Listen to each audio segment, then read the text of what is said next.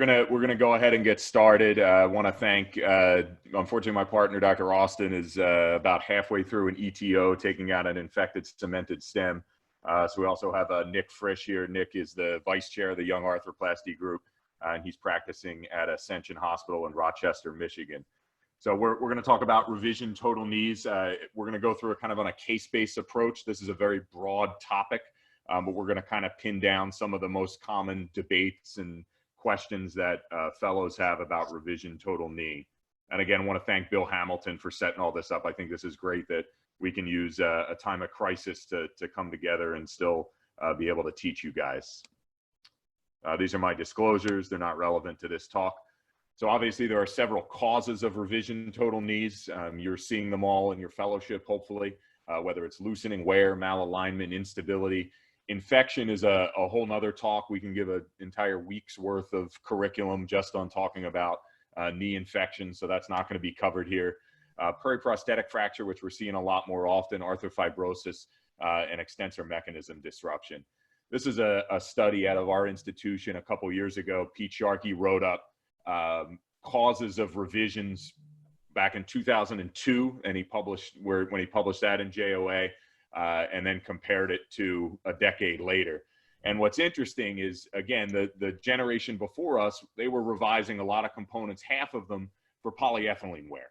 Now I think our poly manufacturing process has gotten better. We're no longer sterilizing it in air. We have gamma radiation, sterilizing it in an inert environment. So we're not seeing the polyethylene wear that we did almost 20 years ago. We're still revising components for loosening. We're still revising components for infection.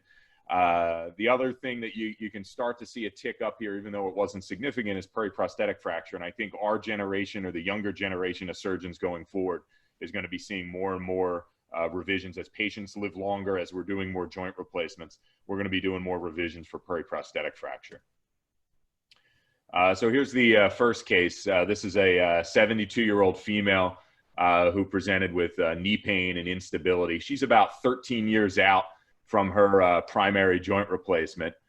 So let's see, is Eric one of our fellows? Is he on? Yeah, I'm here. All right, Eric, what are you looking at here? What are you thinking with this case? Yeah, so we have a primary CR implant in there now. Obviously, there's loosening of the tibial and femoral components. From the x-rays, doesn't look like there's a significant amount of bone loss, but obviously when we get in there, get the implants out, that may be different. So the diagnosis is loosening, right? We're going to work her up for infection, ESR, CRP, aspiration. When you first want to look at bone loss, which you talked about, there's a couple classification systems that you all need to memorize going through fellowship. There's classifications for everything, but if you're really to pick three, it's going to be the classifications that actually define treatment. So the Vancouver classification for periprosthetic fractures, the Poprosky classification for acetabular bone loss, and the Anderson classification for femoral bone loss, because these are going to help define your treatment options. So type 1 are, again, minor bone defects. You can fill it in with cement. Type 2, you have significant metaphyseal damage that damages one or both of the femoral condyles or tibial plateaus. And then the type 3s, which you're going to be looking at, substantial metaphyseal bone loss. You're going to consider cones, hinge prosthesis, megaprostheses. I think stems are a common debate that we talk about often in revision total knee. Stems are the standard of care. Every revision knee should get a stem. If you're going to be removing components, you need additional fixation. Stems provide load sharing to the diaphysis. It helps you maintain anatomic alignment. It gives you increased surface for fixation and allows for increased constraint if you're going to be putting in a more constrained piece of plastic. So I'll ask Nick, what are your thoughts on either press fit or press fit or hybrid stems or cemented stems? What would you use for this particular case? Yeah, so I always try to use the hybrid fixation, especially when doing a lot of revisions in our area. It seemed like it was pretty common for people to do fully cemented, and those are, in the event that those go on to failure, those are really challenging cases and sometimes leave you with significant bone loss. So I like the hybrid fixation. So on this, I would remove everything. I tend to use something that's as least constrained as possible. So I try to just use a standard revision component. For me, that would be like a 360 from Biomet. But I've also used a lot of the LCCKs in the past too from Zimmer.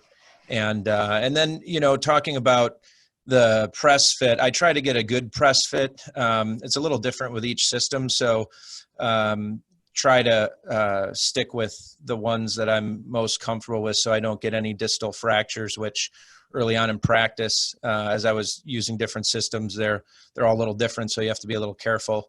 And then depending on the metaphyseal bone loss would determine whether or not I'd use a cone or not. I don't always use cones, but I'm using them a little bit more now with some of the newer systems. Right, and that's a common debate. Cemented stems have a longer track record. They've been long touted as the gold standard. There's several papers out of Mayo, Ortho Carolina looking at the long track record and very successful outcomes with cemented stems. So cemented stems are definitely a right answer, and I would still bet that more people in this country are doing cemented stems than a hybrid technique. Cemented stems provide for immediate fixation, so you're not worrying about whether you're worrying about bone loss or bone ingrowth, at least on the hip side. Obviously, you're not going to get bone ingrowth on a lot of the hybrid stems. An immediate delivery of antibiotics. So if you're doing a 2-stage revision and this is your reimplantation, you can put antibiotics in the cement. I think one of the biggest downsides, these are really, really hard to remove. If you have to go back in because they get reinfected, you're going to go back in and end up revising them for instability, and you got to convert it to a hinge. They're not fun to take out. A press fit or a hybrid type fixation, that's also my preferred treatment for 90% of straightforward knee revisions like this one. These hybrid stems, they give you improved anatomic alignment. So they're gonna fit in the canal. As Nick said, you really have to fill the canal. You can't have a drop and dangle stem. If you're not filling the canal, you might as well not even put a stem on. So they are very technique dependent. I think that was a lot of there were problems with a lot of the earlier studies looking at failures on the hybrid techniques. If you look at some of the clinical outcomes, particularly some papers out of Rush, there are the same knee society score, equivalent survivorship, but again, they're very technically dependent, and you really do have to fill the canal. Dr. Courtney, one question here about older patients. Do you gravitate more towards cementing stems in older patients, or does age or frailty of the patient impact your decision-making at all? It usually doesn't. I've had a handful of periprosthetic fractures too. I think particularly on the femoral side, by press fitting these, it does act as a larger lever arm. So that's a reasonable issue. So you can consider on these older people to use fully cemented stems. End of stem pain is another issue. I think it is not as bad today with some of the modern implants. The ones that have splines are going to have lower incidence of end of stem pain. Some of the device companies have clothespins, which I think can help too. But for press fit stems, it's rare, but I definitely have a handful of patients that come in my office that complain of end of stem pain. It usually goes away. It can take a year, and they will come back and complain to you about it. And then the only other question so far was about removing cemented stems. You may get to that later in your talk. But any tips or tricks? Yeah, so tips or tricks. It's kind of like you're removing cement from a cemented hip stem too. If it's a good cement mantle and you can drill through the mantle and tap, sometimes you can get lucky and take the whole thing out. Particularly on the tibia, it's really difficult. We'll talk about tibial tubercle osteotomies that can help aid in exposure. It's tough. You got to drill through the mantle if you can tap it out. Otherwise, you can use the Ultra Drive or the Oscar. There's some other cement removal devices, but it's meticulous. It takes a long time, and it's not a lot of fun. Cones were another debate, which we talked about. I think they're becoming more and more popular. Cones help provide biologic fixation, whether you're going to cement the you're always going to cement the metaphysis, but whether you're going to use a hybrid technique or a fully cemented stem.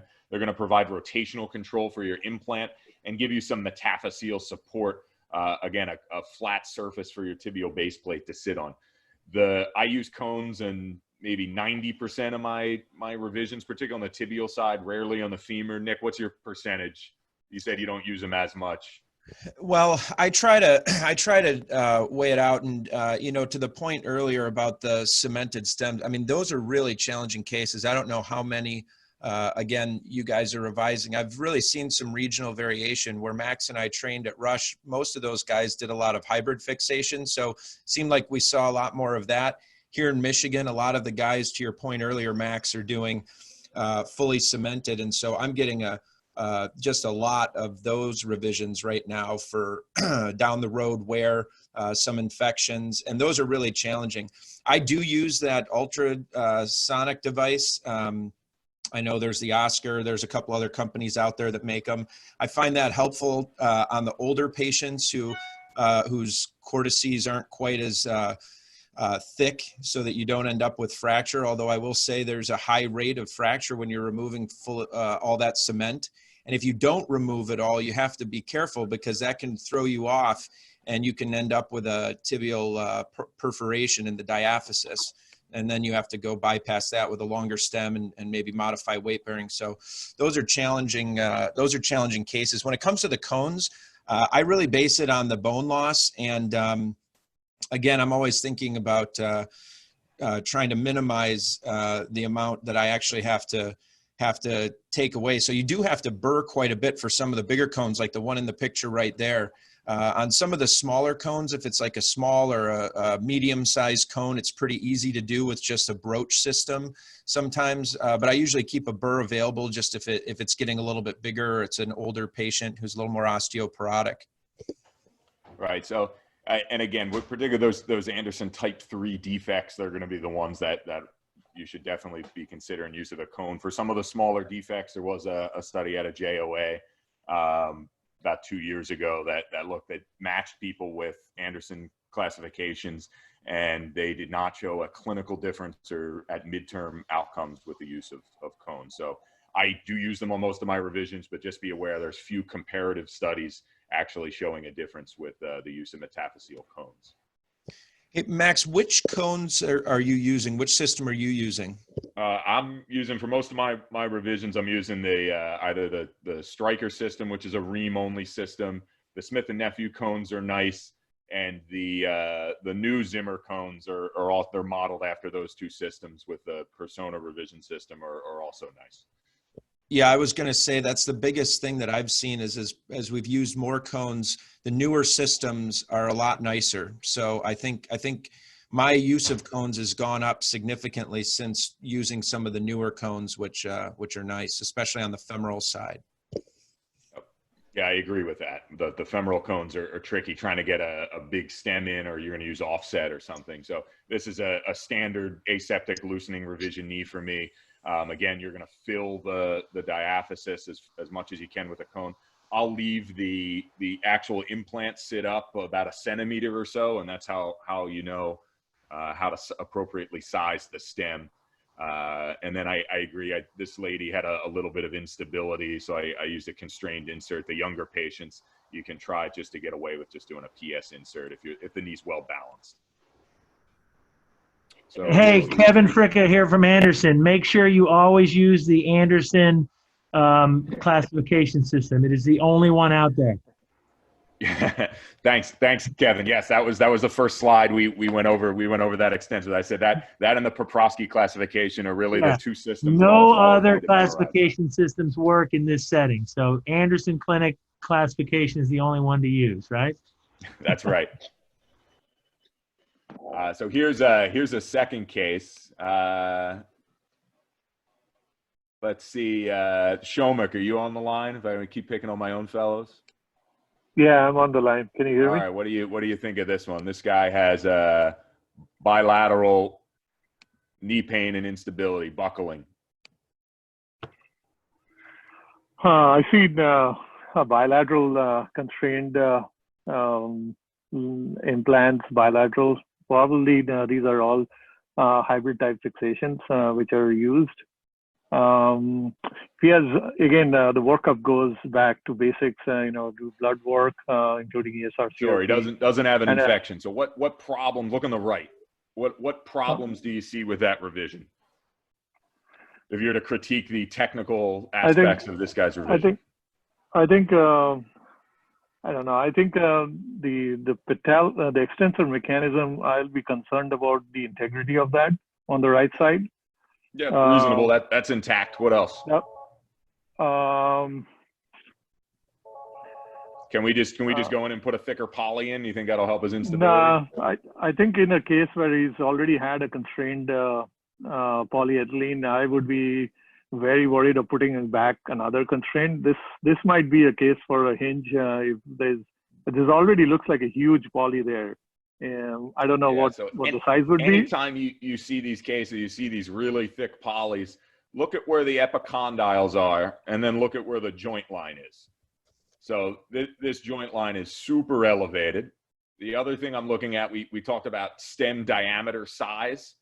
And again, I mean, look on the tibia, that's not even close to filling the diaphysis. They got a little bit better on the femur, but probably could have gone up another 3 or 4 sizes as well. And similarly on the left side, I'm looking at, all right, maybe the stem size is a little better.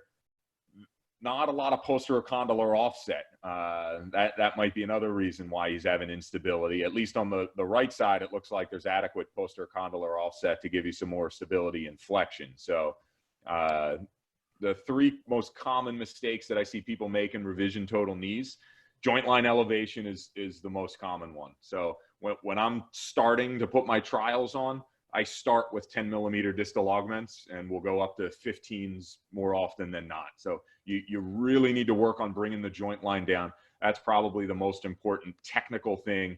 If you're to learn one thing in revision knees, bring the joint line down. And that's going to really help balance your knee.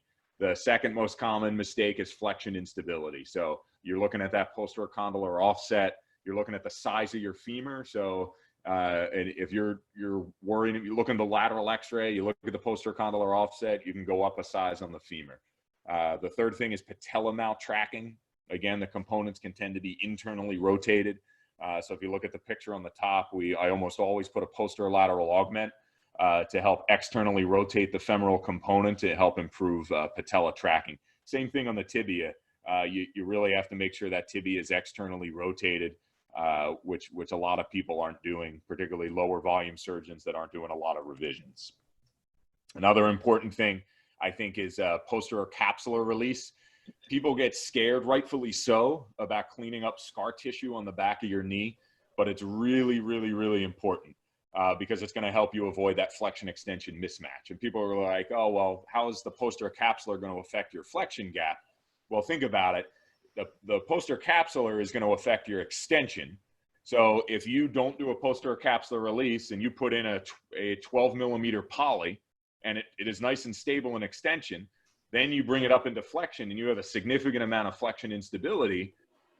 It's because if you actually release the posterior capsular and cleaned up all that scar tissue, you probably could fit in a 14 or a 16 millimeter poly. Then you can put that larger size poly and you bring it up into flexion and now it's more stable. So that's how you can help reestablish your flexion space. It's really, really important. This is probably the most common thing when I come in and my fellows have trials in, that they didn't do enough posterior capsular release. Yes, you need to be scary. You need to be scared. You need to be cautious about blood vessels and neurovascular injury and be careful about the tissue that you're taking. But you can release a lot of the scar off the back of the femur, and you can release, as long as you're staying on the tibial bone, you can release a good amount of scar tissue. Indications for a hinge. So again, this gentleman here, these patients have higher complication rates. The hinge bushings can break. They have higher rates of loosening, but there are several indications for a hinge. Flexion extension mismatch. Oftentimes you put that laminar spreader in flexion and that femur goes way up. So those patients are going to end up getting a hinge. Recurvatum, particularly on some of the tough primaries, Post-polio patients we're not seeing anymore. Charcot knees, neuropathic joints. Deficient femoral condyles. If you've gotten to the point where you've lost so much bone that you don't have a medial condyle for ligamentous attachment, that's an indication for a hinge. I'm putting them in for extensor mechanism disruptions. I think it helps whether you're going to do mesh or allograft for your repair. If the repair fails, it's going to help prevent any A to P instability. And then finally, arthrofibrosis. This is kind of controversial, whether even to revise patients for arthrofibrosis, but there are some data that using a hinge over a CCK or an unlinked constrained condylar device can actually help get better range of motion. And it's not the device itself. You're going to be able to do more of a soft tissue release, more of a posterior capsule release on these stiff knees, and you're going to release the collateral ligaments. So this is what this this gentleman got. He got a hinge. Nick, am I missing any other hinge indications? No, Max, I'm with you. I use them on all my extensor mechanism reconstructions, and I do have a lower threshold to use them now than I did starting out. I think I tried to be more conservative with them initially, but there's good data to support them when there's the biggest thing for me was the recurvatum. That was the one that I think was the biggest change. I use them for anything that's even got some slight recurvatum now on these revisions. Great. So here's a third case. This is a 74-year-old guy. He had a cemented total hip a couple years ago, and he had a right total knee revision done about 6 years ago, and he's super stiff. He's miserable. His range of motion is from 10 to 40 degrees. So he's pretty miserable. How about pick on some of my residents now? How about Max Grinke? Is he there? Or Anthony? I see him on the line too. Yeah. So looks like we got AP and lateral of the knee, as well as I guess that's an AP of the femur. Looks like there's significant bone loss, particularly in the distal femur, as well as the proximal tibia. Tibia might be a little undersized when we're talking about the fit in the canal. Looks like there's some subsidence as well as the femoral part. What do you think is going to be tough about this case? Before we even talk about what to do, what do you think is going to be the hard part about this case? He's like 6'2", 240, and looking at particularly at his lateral X-ray. I know it's a what am I thinking question. There's a significant amount of posterior loss. It's posterior bone loss, but he has a hinge in. Look at his patella baja. So the biggest thing, if you're going to look at a case after you do enough of these, and you're going to know whether it's going to be a hard or an easy case. This is going to be a really, really hard case, and it's going to be from an exposure standpoint. So these are DePuy metaphyseal sleeves, which also have very good longer-term outcomes. We didn't discuss kind of the sleeve versus cone debate, and it's tough to say whether this is loose or not. These usually don't come loose, so it's tough to say whether this was put in like this, leaving all of the condyles, or whether it's subsided or not. You worry about the stress riser between his cemented stem and his the stem on the femoral side too. So you obviously you don't want to go too long, or you consider the need for a prophylactic plate. But the biggest thing that you're looking at here is this is going to be a really, really tough from an exposure standpoint. So the goals of revision exposure, the biggest thing is you need to protect the extensor mechanism, because that's probably the most catastrophic complication that you can have during a revision total knee replacement. You want to try to remove the components without damaging bone, so you need to be able to see all the bony surfaces. And then again, try to obtain ligamentous balance. We talked about the posterior capsular release. The challenge is, again, patients with arthrofibrosis, particularly those that have patella baja like this gentleman, are very difficult. And then you should have a friend, if you're going to be doing revisions, you should have a plastic surgery friend that you can talk to about cases, or that can help you close, or that can help you do a gastroc flap if necessary. Prior skin incisions can choose to be really challenging.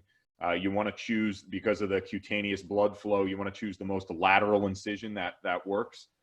You want to use full thickness flaps. So I'll raise my flaps with a knife in extension. It's tougher to do with a bovie. If you have the knee in flexion, you make your arthrotomy in flexion. But if you try raising these flaps in extension, if you try raising these flaps in flexion, you can often buttonhole through the skin. I think it's easier to relax some of the tension to make the full thickness flaps in extension.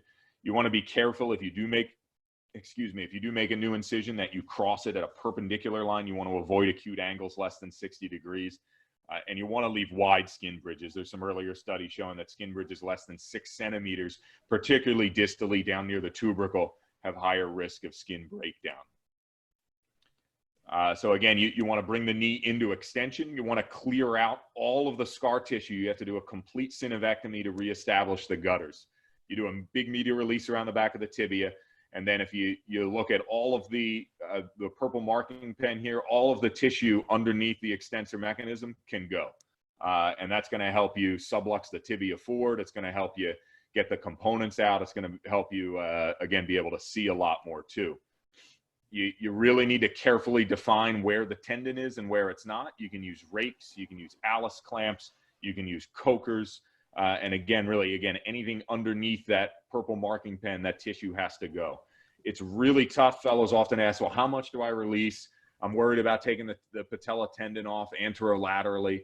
And you just have to be careful. You do need to release some of that tissue. You just have to be careful, obviously, not to peel the patella tendon off. You want to also, you can evert the patella. You can peel off some of the scar tissue. This will help improve with tracking as well. You can take off the lateral facet. And then finally, you'll remove the poly first. I think it's easier to take the femur out.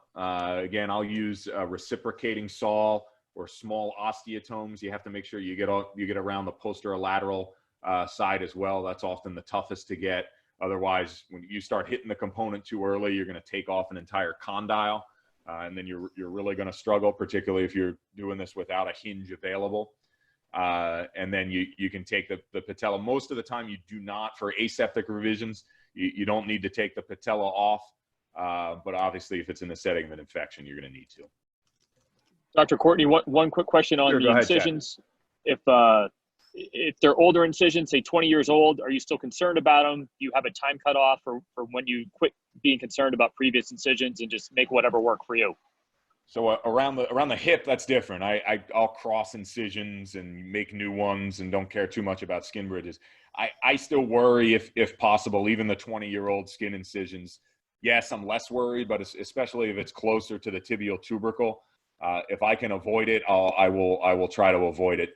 There's some data, you can do sham surgery, make the incision, let it heal up, and see if the skin's still intact. I'm not doing that in my practice, but I think we have a good relationship with our plastic surgery team who can help in some of these tougher cases as well. So if that doesn't work, I have a lower threshold to go to a quad snip. Again, you can look at this diagram. You do not want to do the black dashed line that's closer to the patella. You need to go up to where the tendon starts to converge with the muscle fibers, but you need to make the incision across the tendon for an easier repair. You can repair it side to side. There's data shows that you don't need to alter any post-op protocols. You don't need to put them in a brace. You don't need to limit their range of motion. And this will give you adequate exposure in most cases. So again, for any of these patella baja cases, revisions for stiffness, they're almost all getting a quadriceps snip. If that doesn't work, you can consider doing a TTO. The question earlier, and to Nick's point about revising fully cemented stems, that's probably the only indication that I'm using a TTO. Maybe I'm doing 1 or 2 a year. It's not that often. You need to make it long, about 5 to 8 centimeters in length, kind of like an ETO of a hip. You try to want to lever it open to leave that lateral cortex still intact. I think a VY advancement is a quad turn down. These aren't techniques that are commonly used because they're associated with persistent extensor lags. So again, I think tibial tubercle osteotomies are most useful for getting out fully cemented tibial stems. Are you, Nick, how many of these, I know you're doing a good amount of revisions too. Are you doing any TTOs, or you easier, lower threshold going to a quad snip? Yeah, I have a real low threshold to go to a quad snip. If I'm having any issues at all, I'll do the quad snip, and then I'll just close that primarily. It doesn't affect my post-op recovery or anything.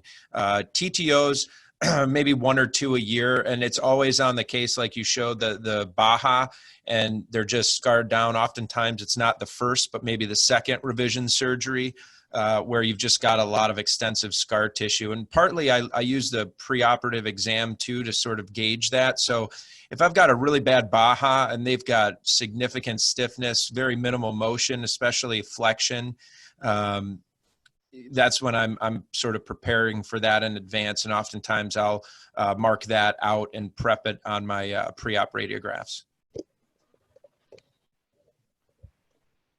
Great. So at least on this case, so the DePuy system is nice because you can go from rotating PS knee all the way up to hinge and DFR with the same tibial component. So we were ready to revise everything. This patient just needed all of the bone around his condyles released. The components were well fixed, and we were able to just insert a distal femoral replacement onto his existing metaphyseal sleeve. But you can see, again, even with the exposure, we do go right to a quad snip. We peeled off part of his tendon, ended up needing a staple, fortunately. And this was done recently. I just saw him at the 6-week mark. He has about a 5 to 10 degree lag, but he's about 80 degrees. These patients, I think the biggest thing with the stiff knees, the arthrofibrosis knees, are preoperative counseling. These patients, you need to tell them you're not going to get to 120 degrees. If we can get you to 90, that's a home run. The data shows, again, you're only going to get them another maybe 15 or so degrees afterwards. But you need to be selective, and you need to appropriately lay the groundwork for these patients with their expectations after their surgery. Hey, Max, we've been getting a bunch of questions about the quad snip, specifically. Sure.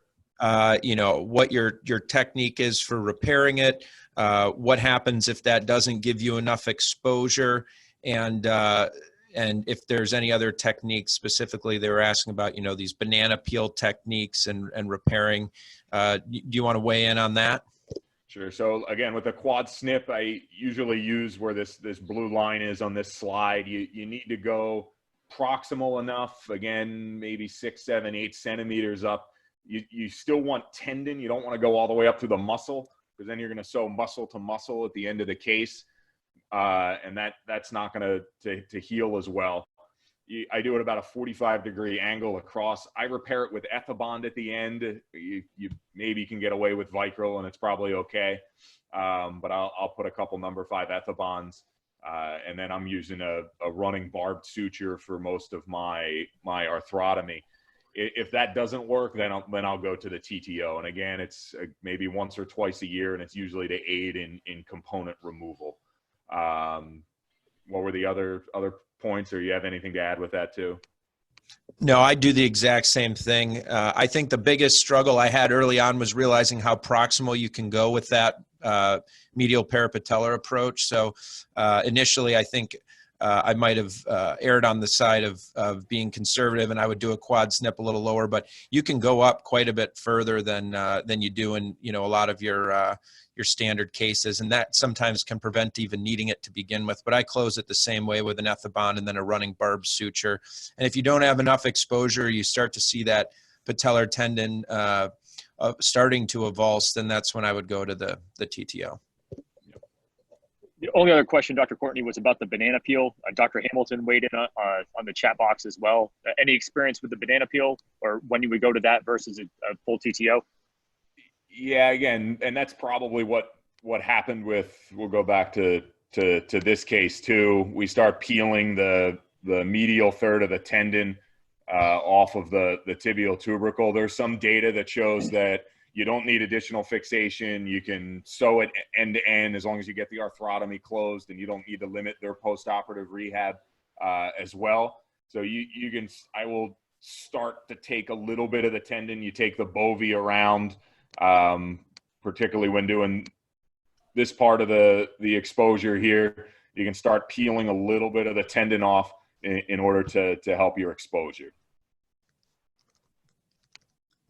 But I'll defer to Dr. Hamilton. He's probably done a couple thousand more of these than I have at this point in his career. So here's another case. So we'll go through a couple more cases for the rest of the talk. Let's see who else I can pick on. How about some of my former residents at Rush? And Mick Kelly, is Mick there? Charlie? Yep, I'm here. Or Josh Bell? Sorry. You woke Mick up. All right, so we'll go through this one.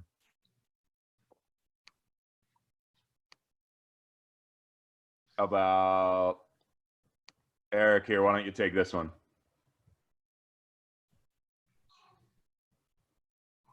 Eric, our fellow. Yeah, Eric. I'm here. All right, so this tibia has obviously subsided posteriorly. Looks like there's a fracture. So is that fracture distal to the tibia? Is that acute or is that? No, sorry, I have to give you the case. So he had that he had an ATV accident 30 years ago, and had that fracture was treated non-operatively. So that is long since healed. But his knee was only about 2 years out. He was only 2 years out when this came loose. Right. So yeah, loose and subsided tibia. The femur actually looks well fixed at this point. So and he's not infected. So what are I guess some of the things you're thinking about as we talk about extra-articular deformities? Yeah, I mean, so he has significant recurvatum there after the healed fracture. You know, I don't know what the X-ray looked like before the subsidence, so I don't know kind of the slope and how they put that tibia in to accommodate the recurvatum. So what do you want to do? You just want to put in a short cemented stem tibia? What would? No, I mean, I think I think we might have to do an osteotomy and bypass. The other thing I'm worried about though is the extensor mechanism, because it looks like this keel's coming out right at like the level of the tubercle. So I would be worried about that as well. Yeah, that's a huge concern. So if you just revise the component, surely you're not going to get a long press fit stem in. But if you just try to do even a short, stubby, cemented tibial stem, you worry about reverse slope. And looking at that X-ray and if you look at his preoperative X-rays, which I didn't include, he had reverse slope, which is probably why this failed at 2 years. This would have been something reasonable to fix before doing the knee replacement. So you couldn't, again, we talked about making friends with your plastic surgeons. You can make friends with your trauma guys who can help you with osteotomies, particularly in younger people. That you're going to want this replacement to last a long time, but reverse slope is a no-no, and this is something you're going to consider doing an osteotomy on. And then the question, Nick, would you maybe do this in a staged fashion, or you try doing it all at the same time? Yeah, no, I would, if I felt like I couldn't get, and again, you know, I would probably, these are ones where I would consider throwing up some different templates of the different implants that I use, and digitally it's pretty easy to do that and see if I think it's even possible to bypass that with a shorter, fully cemented stem. This is one where definitely could consider, you know, a cone, or even sometimes, I think we've done a few with the stacked cones if you have a significant defect to help with that. But yeah, if I had to do it and I felt like I needed to do it, I'd have it staged for sure, and then let that heal, and then plan on bypassing that potentially once you get the osteotomy healed as a staged procedure. Yeah, and I think that's reasonable. This was a case that I did earlier in practice. I think I'm moving more and more toward, instead of trying to be a hero to do this all in once, is trying to do these in a staged manner. I think my concern about this one was his extensor mechanism. if I make this guy wait another 6 months with that loose implant, is that bone going to be completely gone? Because at least at this point, he still had an intact extensor mechanism. So we ended up doing it in one stage. But I think going forward, and that's a good point to make, if you can try to do it in two, it's probably better to let the soft tissue calm down. So he got a long medial plate that we were able to get some screws around. Again, a substantial amount of bone loss. We packed the osteotomy site with bone graft. He was significantly unstable. We had to use a hinge prosthesis. And he's about 2 years out. Unfortunately, he's doing pretty well. So this is another good case here. Let's have Shomik. Are you still on? Yes, I am. All right, we'll keep picking on our fellows. Go ahead. This guy is he's 52, so he's young. He works as a contractor. So again, he's manual labor job. He's still pretty active. He had a distal third tibial shaft fracture about 20 years ago and had a tibial nail. His right knee was only done, again, about a year, made it about a year and a half before he started having classic startup pain symptoms. Massive effusions. He kept getting them aspirated by his other doctor, and then came to me with these x-rays. What do you think? Yeah. So obviously they put the total knee behind that nail, which is a slick technique. Sometimes you can't if the keel is too big if you're using an implant. I'm a little bit concerned with the lucency around the anterior flange and the chamfer of the femur. The tibial looks pretty stable. Probably there's some lucency around the back of the stem, the back of the keel. The patella track's pretty good. There's significant posterior femoral condylar offset, so that's been restored. So I think there's a possibility that with the startup pain and the history, I know he had slightly elevated inflammatory markers that I would obviously wait for the cultures. If this is one case that I would do an alpha defensin and do the other leaf histories and make sure all the infection stuff's negative. So I mean, I would full length films is reasonable. So we did get full length films, which I don't have available here, and he has approximately a 20-degree varus deformity. He has 18-degree varus deformity. I mean, on his distal tibia with these full length tibia films. Yeah, so I think, I don't know whether the stem is actually in the bone. I think the tip is probably outside the intermediary tibia. But if it's so far away, I would ignore that deformity and base my alignment on the mechanical axis of the tibia. So you're gonna put the tibia in more valgus?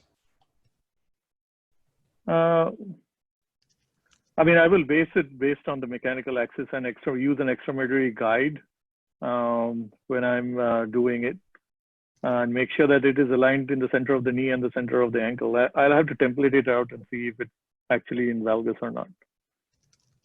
So I would not try and correct that deformity from the get-go. So the problem is we gotta take the components. The components came out, and the tibia, at least in this case, is loose too. Unfortunately, you can't take the nail out in a staged manner because it's sitting underneath the base plate. So the prior surgeon kind of hosed us with that. And you're going to have to take the nail out because you're going to put stems in your prosthesis. Yep. So the hardware removal is tough. And then, Nick, again, you correcting a lot of these extra-articular deformities. It's tough to be putting revision knee joints in. You're not going to be putting it in 10 degrees of valgus and making an oblique joint line. I think that's tougher, particularly from a ligamentous balance. You just kind of put the revision knee in and leave his malalignment, or do you have your trauma guy try to correct it? So I take those more, I guess, on a case-by-case basis. So, you know, again, if this is a younger person, it's an injury and they're having symptoms as a result of the malalignment distally, then I would certainly correct it. I'd get mechanical axis views and I'd calculate all that out. And then oftentimes, you know, I think the take-home point is when they have these deformities, it's good to have either your trauma surgeons or some of your other colleagues weigh in on those options, because for me, it's easy. My traumatologist could go in, they could take that out, stage it, correct it. They're comfortable doing that. I'm now done a few of those with them, so I'm comfortable doing it. Initially, I wasn't, because we didn't see a lot of those in fellowship, and I'm not sure how many, you're really seeing on an annual basis. So, right now, if this were me on an older patient that wasn't having many issues, and on the overall alignment films, the issue was predominantly the knee and not so much in any sort of ankle deformity, I'd probably just do the revision and not worry as much about it. On a younger patient, I'd probably do the osteotomy and correct it. Yeah, and I completely agree with that. Again, a 52-year-old younger guy, and you tell the patient the options too. You tell them, look, the easier surgery, we can just fix it. Maybe it'll loosen in 3, 5, 7, 10 years. And he did opt to go for the osteotomy. I had some of my trauma colleagues help, did great with his knee. And he's still trying to heal. He had to have revision fixation for his osteotomy. And he's fortunately healing that up, but he's again about a year out or so from my surgery and maybe 3 or 4 months from his revision. So that the problem with the osteotomies, particularly on the tibia, the femurs heal easy. The tibia, and this is, again, that's why you got to work with your other colleagues. The tibia is tough and they're more prone to getting non-unions. But again, if this guy were 75 and retired and not as active, I think that's definitely the way to go. Just put the knee in and leave him with his extra-articular deformity that he's lived with for the last 20 years. Dr. Courtney, a couple questions about when do you decide if you should go with a custom tibial implant or something along those lines for some of these deformity cases? Yeah, that's a good question. That you want to try to get the problem is a lot of the modern implant systems, you don't have stems that long. And what would be great is if we had an implant to be able to have interlocks distally that you can make screw custom implant that you can get distal interlocks through like a nail. That would be a reasonable option for this. So, but again, I think talking with your companies, it's getting harder and harder to get custom implants and to getting your hospitals to approve them. But if you have the ability to do that and you have the relationship with a lot of the vendors, I think a custom implant probably would have been a better option even for this guy looking at his delayed union that he's having to deal with now.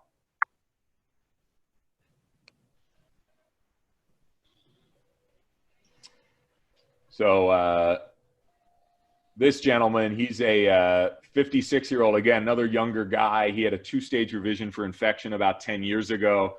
And he's been unable to bear weight all of a sudden over the last month in his knee. His infection workup has been normal too. So, Eric, what do you think of this one? All right, so we've got we got a long cemented stem with a sleeve on the tibia, and then look like a press fit stem on the femur. And a metal back patella.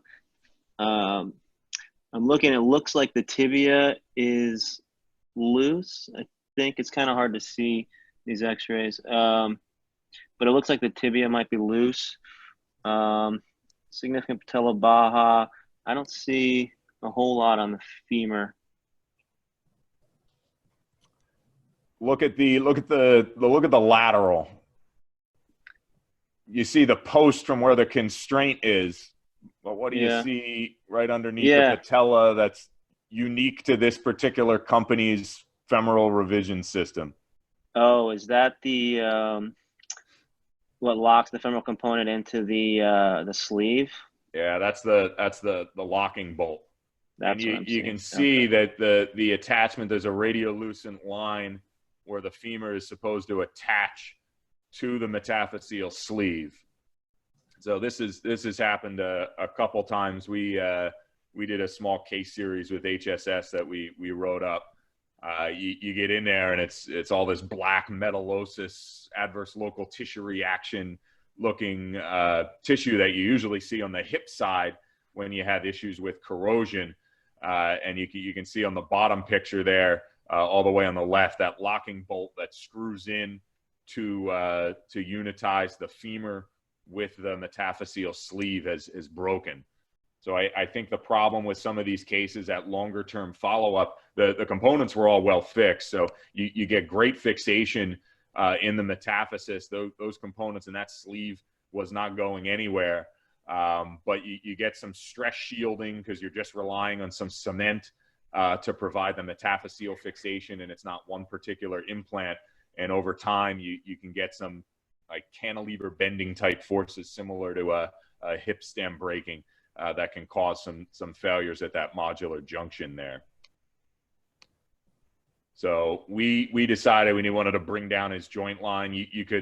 There was some corrosion. You can just put a new femur like we did on the other DePuy case with that DFR onto the existing sleeve. We wanted to bring the joint line down a little bit, and we took it out. We used a different company's cone and fully cemented the stem. Unfortunately, he ended up doing okay. Dr. Courtney, real quick, I know Dr. Dennis has a publication, removing those well-fixed metaphyseal sleeves. Any tips or tricks on those? So they're not fun to take out either. I use a long pencil tip burr, kind of like taking out a hip stem, and you really have to get all the way around the sleeve.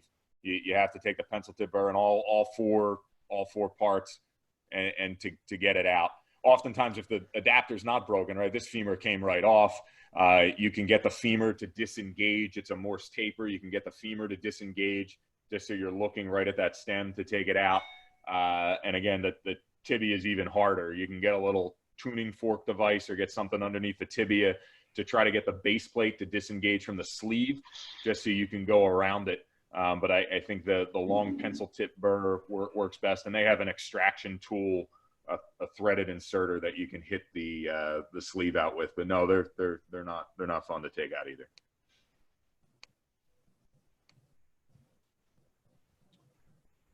So here's another one. I think we have time for another one case before we're finishing up here.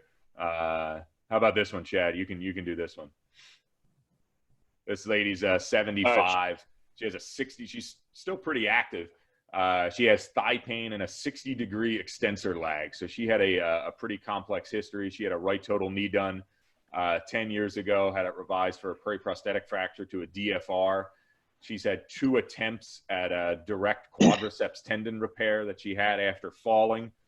And then her components started coming loose, and her outside surgeon put this lateral proximal femoral locking plate and an allograft strut to try to prevent her component from coming loose. What do you want to do with this one? I'd say it looks like the quad tendon is still not fixed. Yeah, so you see the patella baja, and then clinically she has a lag. Yeah, and how well is that? Looks like it's fixed. Femur's loose. Kind of see the radiolucent lines. Yeah, it's going up, but thigh startup pain. Yeah, she's getting close to a total femur, maybe. Or I'm sorry, like a bigger DFR distally. So I think you have to look at it in 2 things. You have 2 problems. You have the extensor mechanism disruption, and you have a loose femur. So the first problem, you can take care of the loose femur. And I think your options are you can cement another DFR in, or you can consider, a total femur is an aggressive operation, high complication rate, high infection rate, and her hip is pretty well preserved, right? To take all of that out to do a total femur is a big operation. I think you worry about, you look at, if you cement another DFR in, I think you worry about that your fixation, you're getting close to the the proximal part of the femur, you don't have a big canal to cement this into, I would be worried about this failing in a couple years if you were just to do a cement in another DFR. Nick, what would you do here? Looking at, I mean, again, this is a biomet system, so there's other options with this particular company's system, and you can even leave the tibia because the tibia looks well fixed. Yeah, I think that's their OSS, right? So they've got some options. You can do an intramedullary, that can be converted down the road to an intramedullary femur, I think, if I'm not mistaken, on that system. The two issues are the femur is the first one, and I would not go to a total femur right away on that, but you do have to contend with the fact that if the tibia is good, and in this particular system, you could revise the femoral portion. And then, the question is, what do you do with the extensor mechanism? And so if it's a chronic issue, you'd be talking about some sort of a reconstruction of that particular defect. So you've got a lot of different options. You could use cadaveric reconstruction. You could use, try to do something with the mesh to reconstruct that extensor mechanism. Yeah, and these are two bad problems. So if this were another company's system that doesn't have an intramedullary total femur option, my surgical plan might have been different. But I think in able to get fixation, what's nice is we left the tibia. Tibia was well fixed. We wanted to get additional fixation. So it's basically like putting a primary hip in. You get to leave all of the muscular attachments, and then you don't have to rely on cementing into a small surface of proximal femur with poorer bone to get your fixation. And then we discussed with her, you just give her a drop block brace. Do you come back and do this in a stage fashion if you want to talk about doing the allograft reconstruction? And she was pretty adamant she wanted to try to get done in one surgery. So we also did a extensor mechanism allograft reconstruction. Again, you look at the Mayo data, mesh isn't a wrong answer for this too. I think we're having a talk. I think Matt Abdel's given the extensor mechanism talk in a couple weeks on this as well. Hey, Max, one question I just thought I'd throw out there because I like that system a lot. When you do your distal femurs, what do you typically do if you were just doing a primary distal femur on this or on anybody? Do you use this system because of that option now, or do you use a different system? No, I don't. Maybe I should be doing it more. I don't like, because they don't, even with a hinge, you have to take a lot of bone. If I know I'm doing a DFR right off the top, sure, you can use this. But you still have to take, I think, at minimum 3 centimeters of femur just to do their hinge.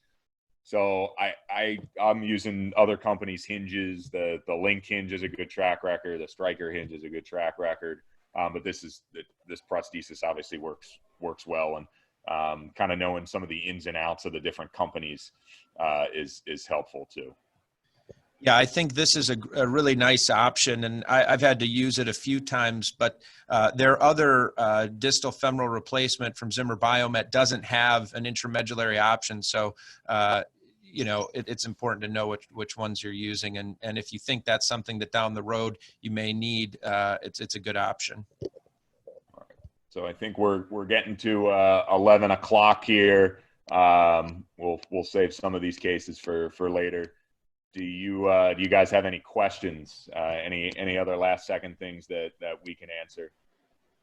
The one question that came up was the intra-op workflow for that intramedullary total femur.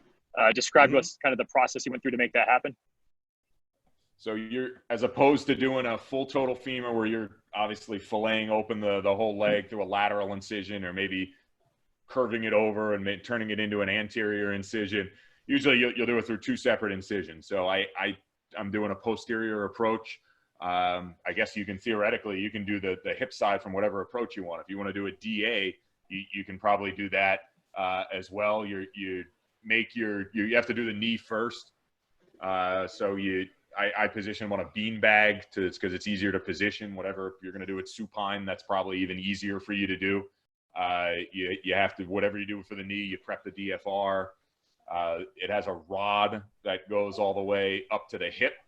So you put the trial in, and then you can do the primary hip. And at least with that system, it's an AAHKS body. The link also has an intramedullary total femur that's similar. So you do have to be careful. The trials are plastic, so they're more flexible. It's tough to accommodate for the bow of the femur. There's a couple different sizes. They come in 2 millimeter increments. I would use a smaller size. If you're not trying to press fit this, you're going to perforate the anterior cortex as if you try to shove this thing up from the knee all the way up to the hip. So you have to be careful, because the trial is plastic. That's going to be bendable. That'll go all the way up. You have to be careful when you have a stiff, the real stem that you're putting up, and then you'll link the hip stem, whether you use the AAHKS or the link one on top. Again, these are not they're not cases you're doing a lot. I think I've done 3 of them in my practice, so they're not cases that you're doing on a regular basis. But it is good to know, again, some of the different types of systems out there.